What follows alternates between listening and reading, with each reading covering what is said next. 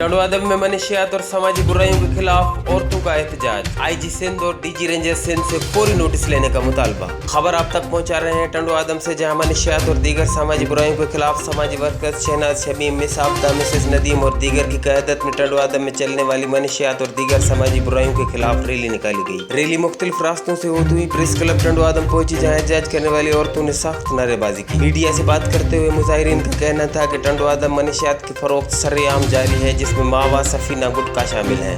उनका मजीद कहना था कि पुलिस खामोश तमाशाई बनी हुई है। उन्होंने IG Sindh, DG ranger Sindh, DIG Shaheed Benazirabad और एसएसपी सांगड़ से मुतालबा किया कि मौत के इन सौदागरों के खिलाफ फिलफौर कार्रवाई करके नौजवान नस्ल को तबाही से बचाया जाए। HRJDO न्यूज से अब तक के लिए बस इतना ही। मजीद खबरों और अपडेट्स के लिए देखते रहिए HRJDO न्यूज। मेरी नजर में पुलिस भी मुझे लग रहा नाअहल हो चुकी है। हमारी दरख्वास्त है रेंजर से, पाक फौज से जो इसके खिलाफ एक्शन उठाए, हाईलैंड पे इसको लेकर आए। क्यों नहीं कर रहे ये लोग?